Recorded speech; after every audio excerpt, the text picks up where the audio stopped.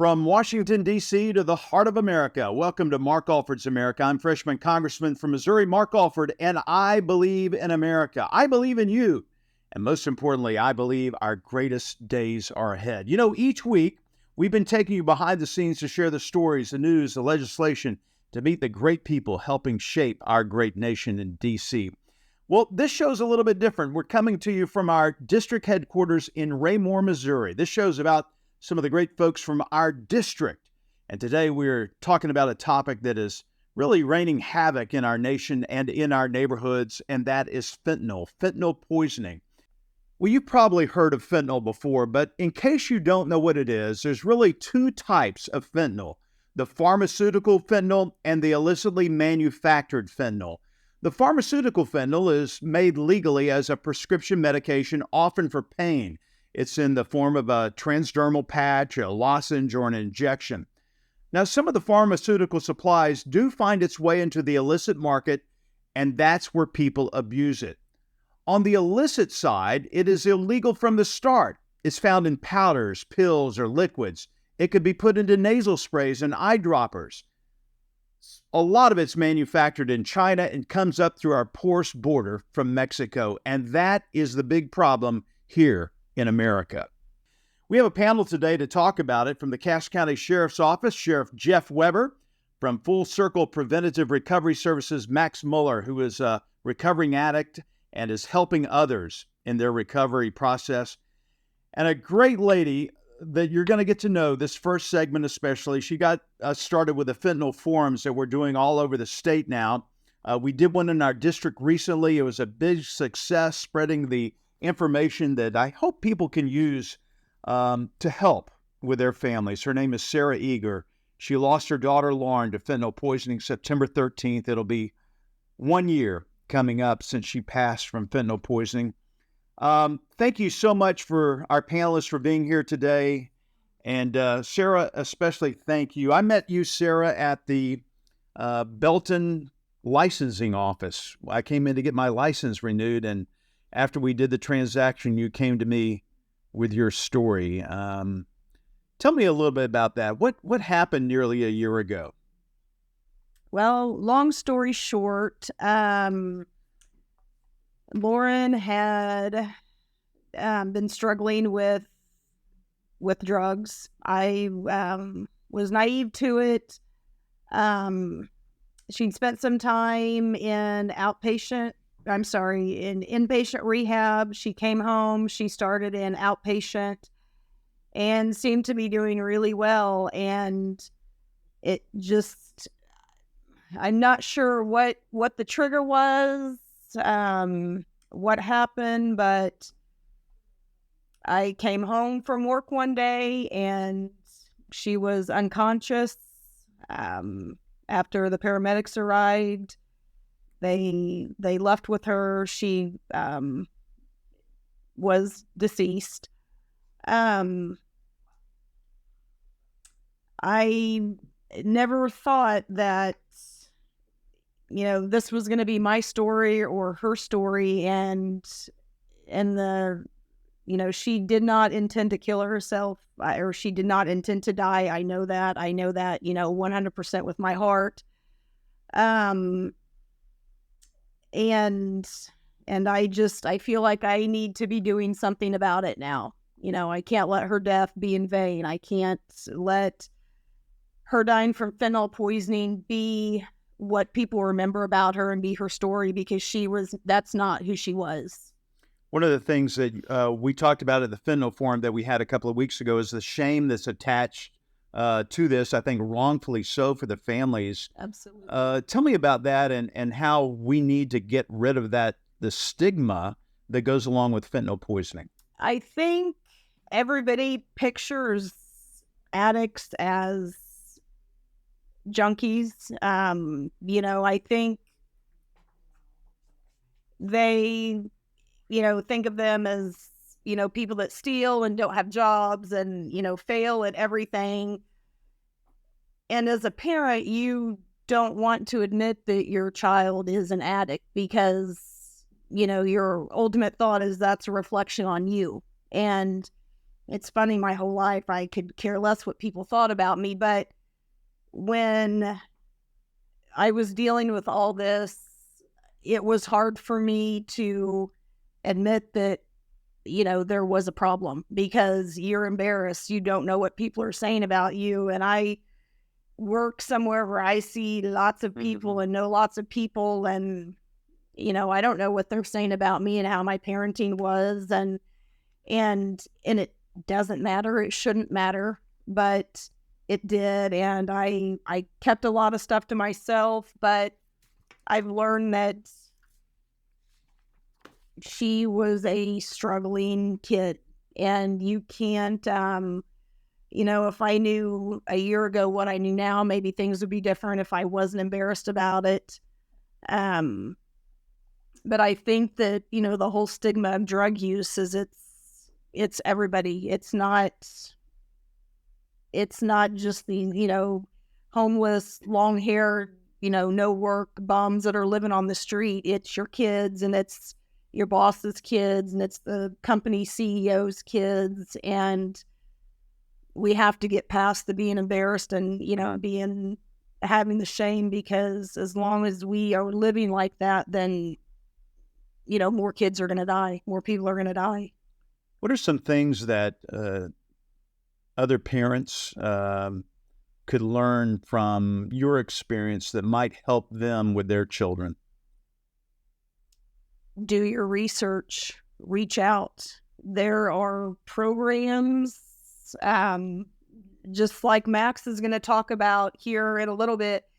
There are programs for adolescents, and I think that's important. And I think, just doing the research and not being naive to it like I was. I should have seen the signs when she was lying and stealing and just reckless behavior. But I didn't want to admit it to myself, because if you admit it to yourself, then there's actually a problem. And after her death, I'd done a ton of research on signs to look for, and in hindsight, all the signs were there, and you need to be diligent, go through their stuff. She changed her password on her phone every day so nobody would get into her phone. I should have done something about it. There's stuff that I could have done different. Maybe would have saved her, maybe not. I don't know. But I think just educating yourself as a parent and getting people to help you get a support system. I didn't have a support system because, there again, I was embarrassed to admit that my daughter had a problem. Are there groups now that you've been associated with, or maybe thinking about starting, where you can help other parents and help not just in the grieving process, but turning this tragedy into some sort of positive thing moving forward? I've been brainstorming. Doing this, talking to you that very first day was so far out of my comfort zone that I would have never done that a year ago. I'm glad you did. Me too.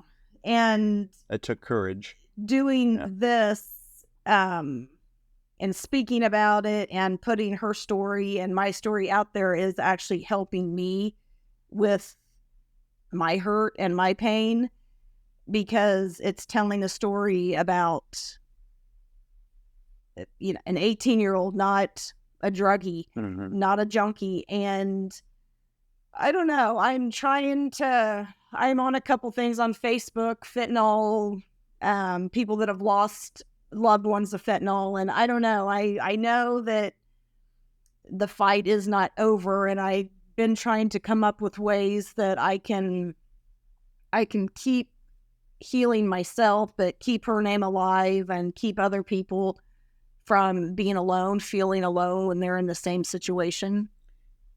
I know you talked at the Fentanyl Forum how difficult it is for you even to go in that bathroom. Yes. And I don't want to dwell up all those feelings again, but this is not something that, I haven't lost a child. I can't imagine what it is to lose a child, but it's still painful for you. Oh, absolutely. It absolutely is. And it's, um, even when I walk by the bathroom now, I still kind of feel this, skip in my heart. And her room has not changed. Her room, other than the hoarding stuff I put in there, her bed's still unmade and clean clothes in the basket, and I haven't done anything with it. That pain is still raw, and I still, sometimes expect to walk in there and she's in her bed. But yeah, the bathroom, people have said, well, maybe you should move. And I feel like I can't. This is where, this is where she died. I can't leave that yet. There's one thing that you could tell parents right now that to walk away from this interview, what would you want them to know? Gosh, that's tough.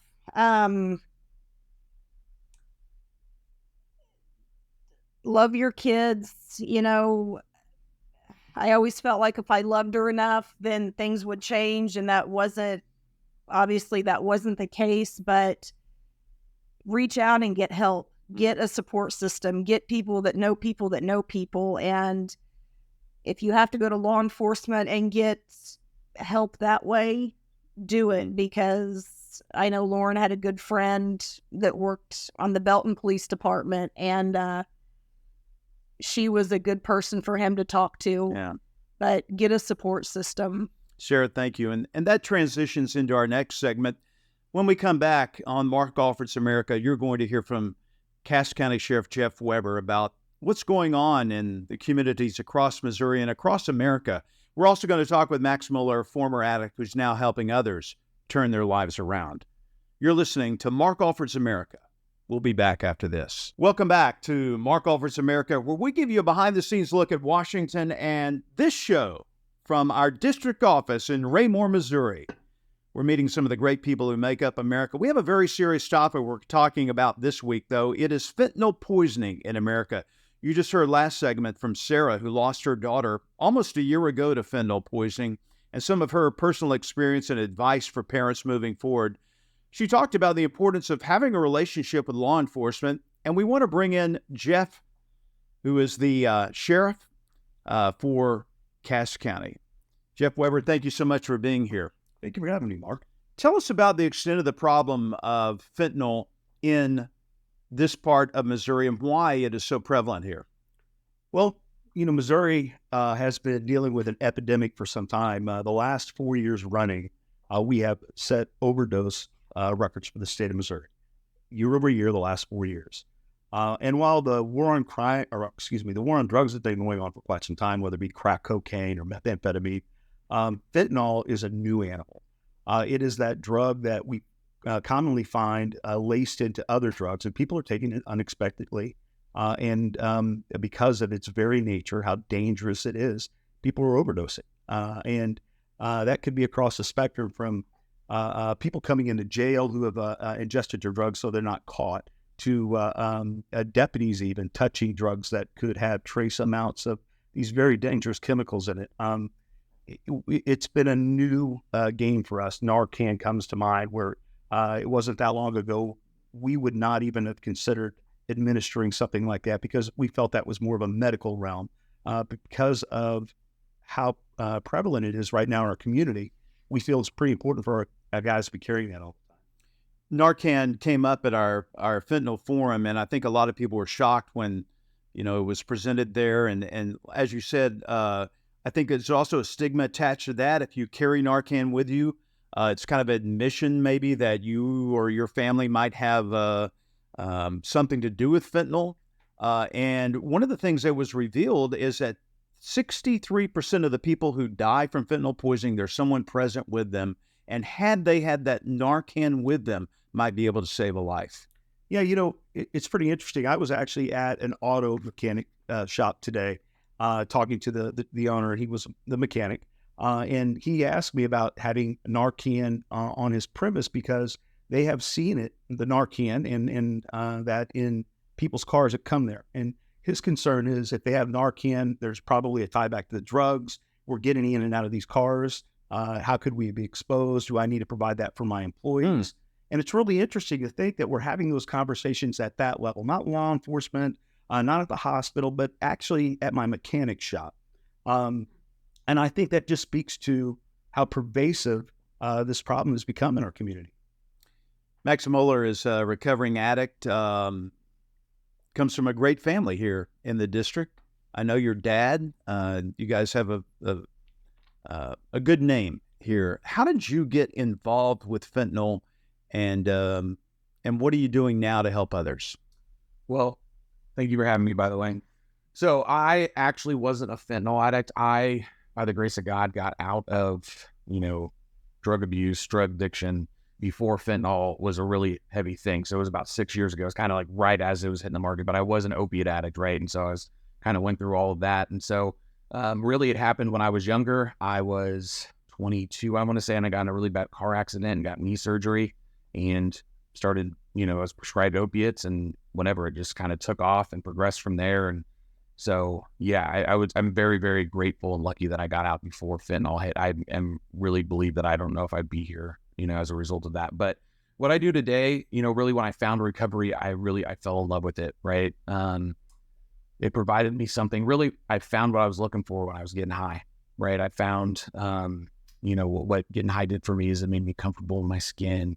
It was something to look forward to. It was like almost a purpose, right?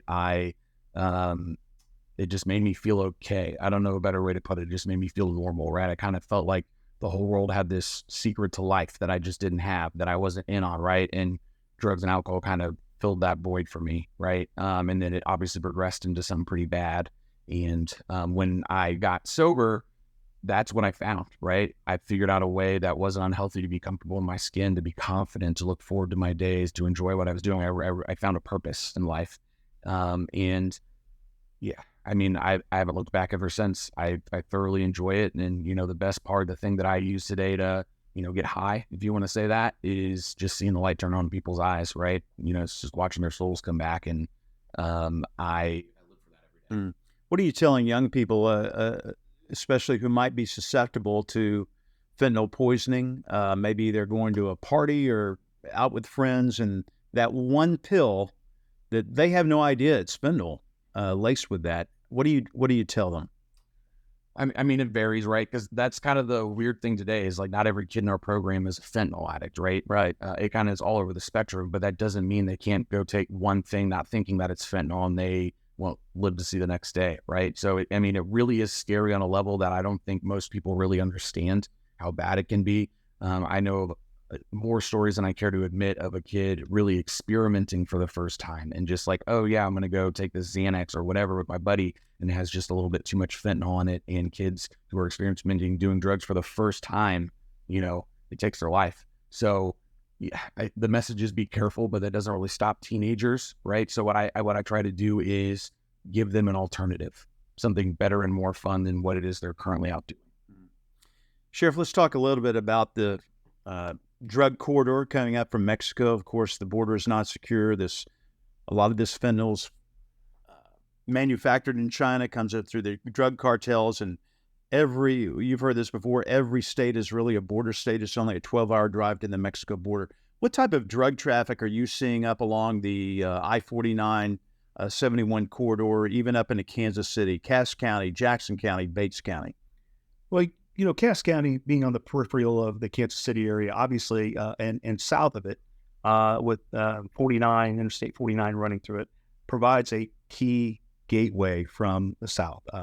I haven't seen any numbers from this year to see what the numbers are in terms of how much growth we're experiencing. But I'll go back to like methamphetamine. When we saw meth as a local problem because it was being cooked here, we felt like we had local resources to deal with it. When the state was fortunate enough to have some laws developed that took the precursor chemicals out of it. When you go buy cold medicine now, you got to sign your name, show an ID. It made it harder to make. But you know what it did? Just shifted that to Mexico. We don't see less methamphetamine because it went to Mexico. Why is that? Because we have an open border and the corridor is there to provide that, and fentanyl or any other drug. It's going to be a challenge. And unfortunately, even here in Missouri, we deal with it. Mm. Well, that's why we are going to have another fentanyl forum October 2nd at Evangel Church in Kansas City, Missouri. We are co-sponsoring this with Representative Emmanuel Cleaver, a Democrat, but I'm intent on getting this message across. This is not a Democrat issue. This is not a Republican issue. This is an American issue, and we have to do all we can to help our communities deal with the fentanyl poisoning epidemic in America. Sarah, Max, and Sheriff Weber, thank you so much for being part of our panelists today. Thanks for joining us for Mark Alford's America, and we'll talk again next week. Until then, remember, folks, I believe in you. I believe that our best days are still ahead of us, and I believe in America. God bless you.